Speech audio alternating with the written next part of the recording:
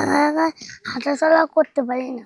সবাই খেলে, আমি খেলতে পারি না, খারাপ লাগে।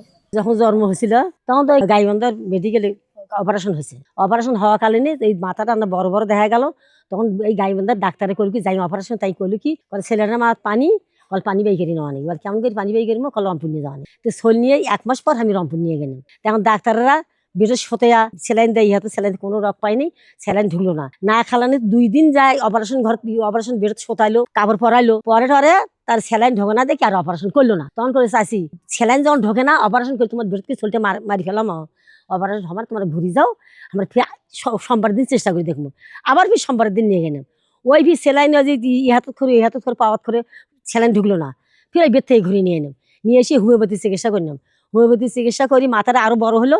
ফির এখন ফির ওই পালার বাড়ির ওষুধ না খেলিয়ে মাথাটা না আয়ত্তের মধ্যে আসতেছে। এখন গাড়ি ধরে ঠেলি ঠেলি বেড়ানো হয়।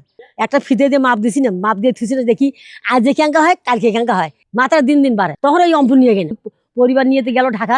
ঢাকাতে বেশি পয়সা কামাই হবে, ওই ঢাকা থেকে তো হারাইলো। ওখান থেকে বেটা ফির বাচ্চান দিয়ে নিয়ে এলাম। নিয়ে এসে দিলে চা আসেন করা শুরু করে দিল। গুমুতে তেনা পেশাবে করে, তাই আগে হাগামুতে যা আছে ওই বোনটাই করে। মধ্যে মধ্যে হামু করি, আমি যখন দাদি হামু করি।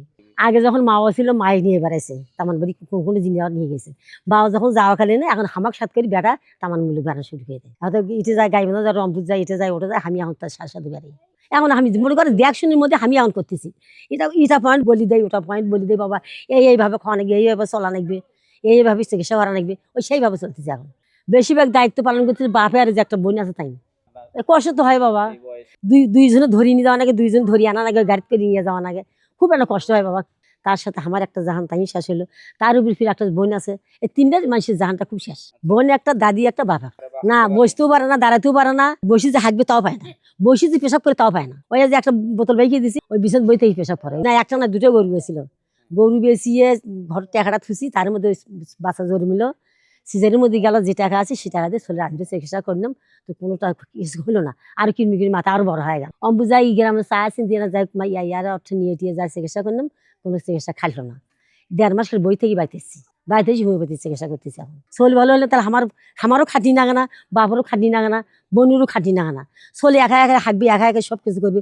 এই চিকিৎসা হলো, ওই শোল ভালো হলে তো আমার সবাই ভালো। আর শোলের তেনে তো কষ্ট।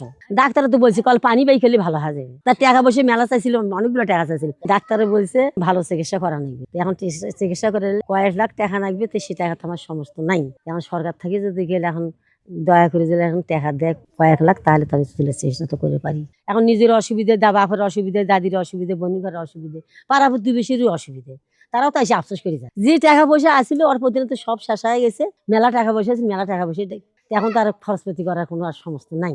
টাউন বন্দর বেড়ায় যে পয়সা কোনো নিয়ে এসে ওখানে দেখে কোনো তো যেমন টানা বাঁচায়।